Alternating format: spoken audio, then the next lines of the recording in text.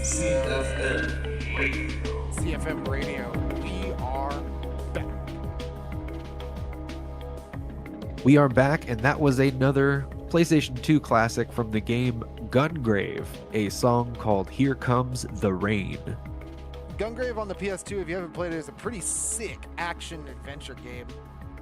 You get a lot of sweet fucking upgrades. And if you want a more modern version, I think it's Gungrave Gore on the PS4.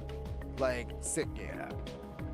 Yep, super cel-shaded, and also a pretty decent anime out there, too. Yeah, not a bad anime. Kind of cheesy, kind of like has one of those cheesier 2000s animes, right? Yes, perfect. Especially based on a game. Yeah, exactly. It definitely has that blatant Vampire Hunter D ripoff edge, but still pretty decent nonetheless. Yeah, fun watch, especially this time of year. Absolutely. If you can find Gungrave on any kind of streaming, like if it's on Crunchyroll, dude, go watch it. It's pretty sweet. Yas, vampires. And, Drix, we're going to talk vampires because here comes Xbox. Once again. Again, Drix. Yeah. Stop making news, will ya? I know. I don't know what these guys are. I don't know why these guys want to stay. So, I guess no publicity is bad publicity, right? But, like, this is getting ridiculous. Yeah. I mean, once you acquire so many game companies and start laying people off, all kinds of people have a lot of stories to tell. Oh, yeah. And it's funny because the story you would think would be told by someone like us, a journalist. But in fact, this story is told by Sarah Bond herself in a chain of statements that she said while in an interview about how Xbox is trying to reach more people, because we have a piece from Pocket Tactics that highlights something that we talked about just last week. And of course, it's talking Xbox, because the headline is, quote, ex-Blizzard president hypes Nintendo as Xbox head claims consoles are, quote unquote, antiquated. Yeah, good luck saying that to Nintendo. Sounds like they're just trying to get a ruse. Because I definitely agree, Drakes, because here it is from the article, quote, following the release of the ROG Xbox Ally, Sarah Bond speaks to Mashable in a brand new interview about how these handhelds open Xbox gaming to bigger audiences. She says, quote, we've always believed that people want to play any game anywhere they want with anyone. Gaming is entertainment. We shouldn't be constrained to a single device. You shouldn't be locked to a single store, Bond explains. Then reading further, quote, Bond expresses that the biggest games in the world are available everywhere. You look at Call of Duty, you look at Minecraft, you look at Fortnite, you look at Roblox. That's where people gather and have experiences. She says, unquote, as these FPS games or Battle Royale games are multi-platform, Bond adds that, quote, the idea of locking it to one store or one device is antiquated for most people. You want to be able to play with your friends anywhere, regardless of what device they're on. And you know what, Drix? That's true. Yeah, for your live services, your free-to-plays, your Minecraft and Roblox. And I think this is one of those, I don't know about you, Drix, and maybe you tell me, maybe I'm reading a little too into this, but with the recent additions to the Xbox Game Pass Ultimate being perks such as Ubisoft Classics, so you can play those old Assassin's Creed games that have aged very well, I might add. Yes. And then the access to all the Fortnite Battle Passes. Ooh, yeah, enticing for the Fortnite players. Do you think, knowing now that we've heard Sarah Bond say this, do you think that this is one of those, I guess, silent admissions that, yeah, we pretty much want you to play Fortnite through Xbox Game Pass? Yeah, if you're going to play a free game, please use our subscription to do it. Yeah, if you're gonna play a free game, pay for it with us. Yeah, I don't know. The games they listed are just kind of feel like buzzwords almost, or they're doing it for SEO. Like these are the games that of course Microsoft is talking about because they're trying to like steal players from them. Right, and that's what it is, right, Trix? They're trying to grab some of that market share, even though it's like a tertiary element, right? To them, they can only offer you the Fortnite Battle Pass at $35 a month, rather than however many Fortnite coins or V-Bucks or whatever it is that you would normally pay for it. And honestly, I'm not a Fortnite player, but I would be willing to run the experiment and see exactly how much of a value that is. You know what I mean? Yeah, right. Something to test out and measure for a point of reference. Because it's one of those things where if I'm paying $30 a month for the Fortnite Battle Pass, yeah, like I don't know when it's I don't know how many V-Bucks it is, but it's like flat V-Bucks every month. You know what I mean? And you can earn more of the V-Bucks in the Battle Pass. Seems like something that you might not want to pay for. Roblox is the same thing. It's a free-to-play game, and I get it. There's a lot of ways to spend your Robux, but at the same time, you don't need to. Yeah, they're tracking the money, not like the player satisfaction. And yep, Mike Ibarra just telling Nintendo what to do, like they're not in charge of the whole thing. And which is pretty funny because Mike Ibarra, he's the guy. He's the gaming industry's favorite heel. Ex-Blizzard CEO, didn't have a lot of time in there, but he's always on Twitter. And you could say what you want about the guy, but he comes out with tweets like the one I'm about to show you on a regular basis. And that is right there for you to see. I'm going to blow it on up for you. Someone go tell Nintendo that exclusives are antiquated. Yeah, depends on your perspective. As if they didn't just put out like the best-selling console ever, because of exclusives. Because of exclusives and Mario Kart and Donkey Kong, these. Yep. Love him or hate him. You think he might be a hack? You think, he was at Blizzard for 5 minutes? Love him or hate him? Mike Ibarra is right. Yeah, you could say it's antiquated, but some might call it a tradition. Reading further, Ibarra is once again quoted. Commenting further on Nintendo's strategy, Ibarra said that, quote, Nintendo has continually dominated with outstanding games. Sure, some platforms flopped, but they always took risks and came back very strong. It is the opposite of antiquated. It is risk and return. And you know what, Drix? Listen. Yeah. It's really hard to argue with that.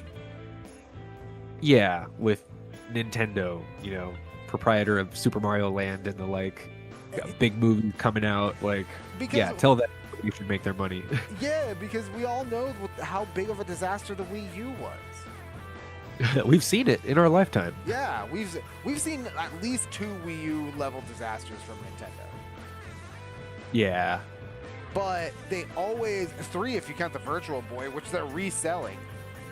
Yep, still making that money off it. Still making that money off of a quote unquote bad idea. But Red. He's right. These games, they dominate on excellence with their game quality. Their hardware, you could say what you want about it, it sells. And when you're looking at these new Xboxes and these price hiked PlayStations, and you're thinking about getting we just talked about the PlayStation Portal, but you're thinking about getting the PlayStation streaming machine in order to play current generation games, people are clearly hard up. Yeah. I mean, what are you going to do? What are you going to buy? Where are you going to put your time and your money?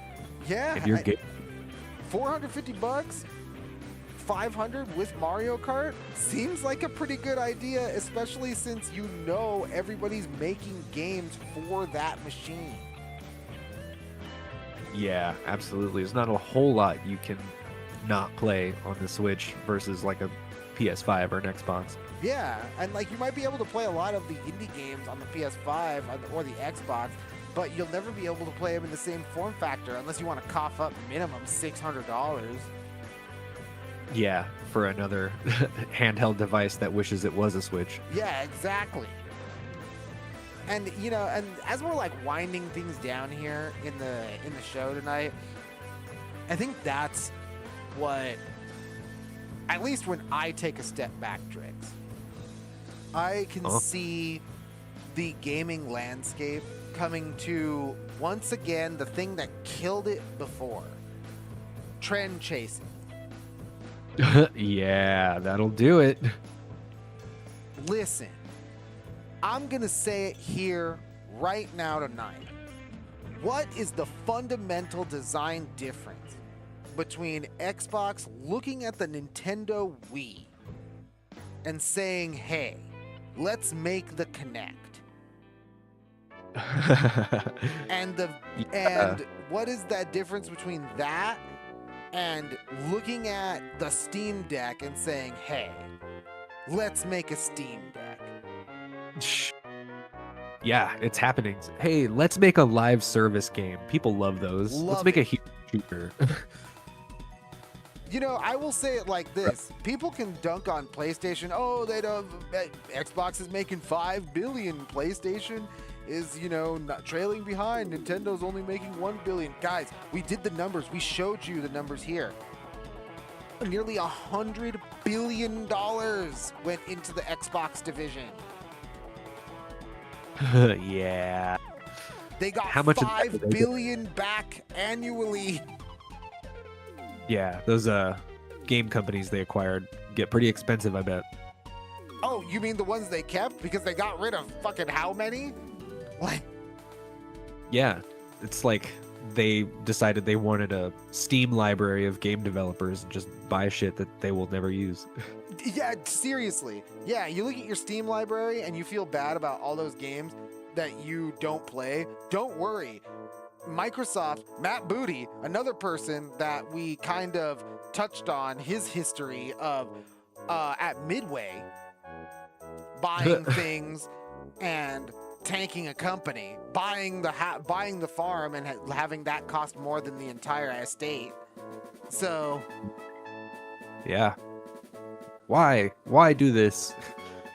The suspects are there, and the behavior is there. Again, I have to ask you, dear viewer, if you have been in this game as long as Drix and I have, which means for at least 20-ish years, what is the difference when you look at the Xbox ROG Ally and when you look at the Kinect? When you look at the motivation between those two products. Yeah, get your whys in order. Why would you do this?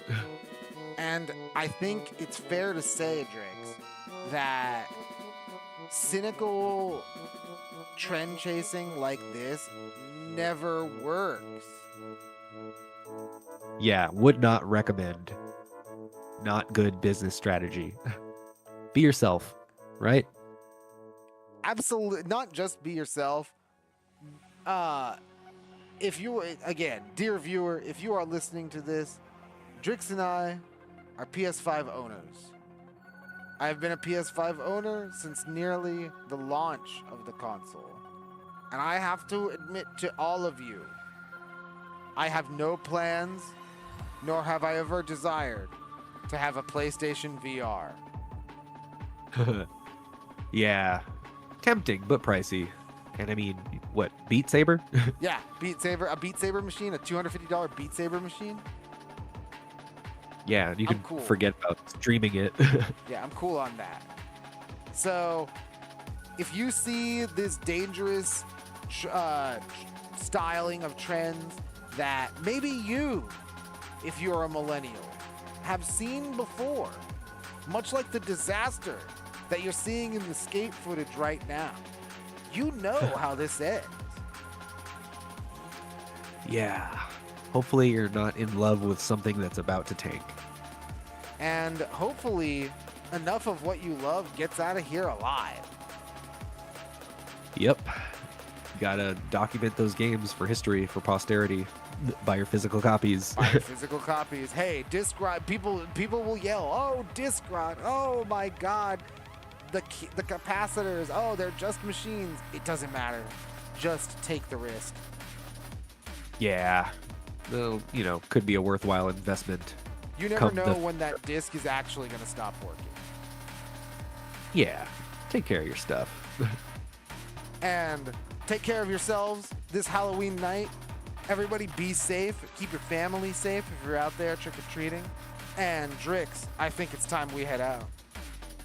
Yeah. Also, check out the new single that just came out from Casualist. Just arrived this week on all streaming platforms.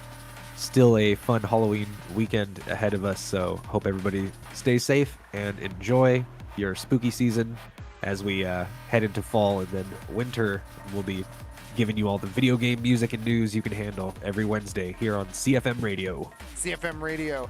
Make sure to give us a like, comment, give us a subscribe.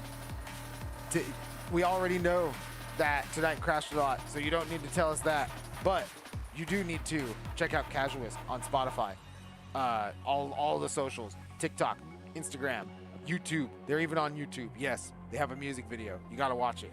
And make sure you give everything likes. All of it. Do not withhold the love. And with that, we love you, ghouls and ghosts. Good night.